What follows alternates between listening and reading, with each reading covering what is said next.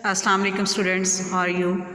उम्मीद है आप सब खैरियत से होंगे जी। आज के इस लेक्चर में हम कुछ इस्लाहात पढ़ेंगे जो हमारे उर्दू में हैं और आपके गज़ल और नज़म इस्तेमाल होती हैं। इनमें सबसे पहले है रदीफ़, काफ़िया, मतला और मक्ता। जी स्टूडेंट्स, चलते हैं आज के लेसन की तरफ। बिस्मिल्लाहिर्रहमानिर्रहीम शुरू करते हैं। फ़र्स्ट ऑफ़ ऑल रदीफ़ की थोड़ी सी हम डेफिनेशन देख लेते हैं। रदीफ़ की लुग़वी मानी सवार के पीछे बैठने वाले के हैं। शेर के आखिर में आने वाले लफ्ज़ या अल्फाज के मजमूए को रदीफ़ कहा जाता है क्योंकि ये काफ़िया के बाद आते हैं। अब यहाँ एक शेर में लिख रही हूँ, कोई उम्मीद बर नहीं आती, कोई सूरत नज़र नहीं आती। अब आपने देखा कि शेर के आखिर पे नहीं आती, इसको मैंने अंडरलाइन किया। ये हमारे पास रदीफ़ की एक मिसाल है, यानी कि जो शेर के आपके आखिर में आता है, ये हमारा रदीफ़ होगा। नेक्स्ट है काफ़िया। शेर के आखिर में आने वाले हम आवाज़ अल्फाज को काफ़िया कहते हैं। काफ़िया की जमा कवाफ़ी है। मसलन एक शेर लिख रही हूँ, इसमें हम काफ़िया को पॉइंट आउट करेंगे। दिली नदा तुझे हुआ क्या है, आखिर इस दर्द की दवा क्या है। स्टूडेंट्स, इसमें मैंने हुआ और दवा, इसको मैंने हाईलाइट किया।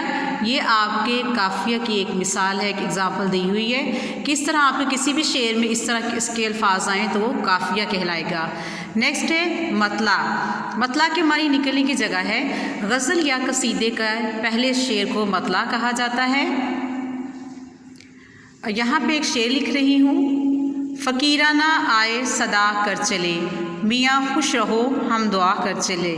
जी स्टूडेंट्स, ये हमारा जो है गज़ल का पहला शेर है, इसलिए ये मतला कहलाएगा।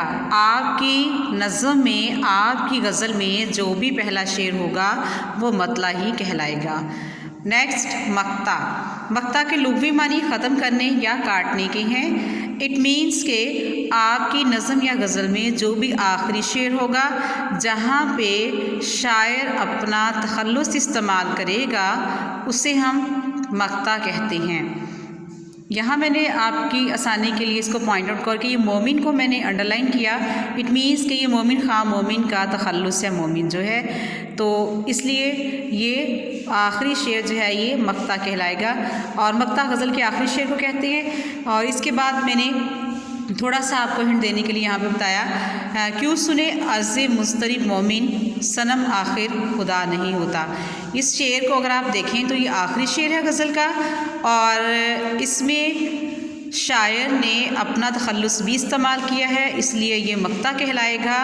अगर किसी आखिरी शेर में शायर अपना तखल्लुस इस्तेमाल नहीं करता तो वो मक्ता नहीं कहलाएगा, वो सिर्फ़ आपका गज़ल का आखिरी शेर ही कहलाएगा।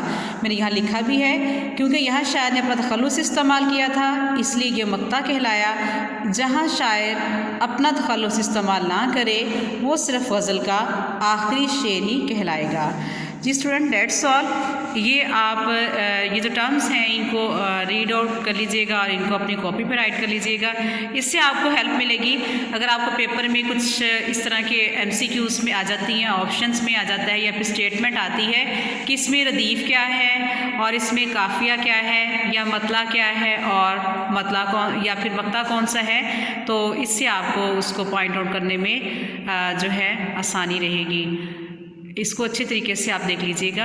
If you have any problem you can discuss me. Okay जी, टेक केयर, अल्लाह हाफिज़।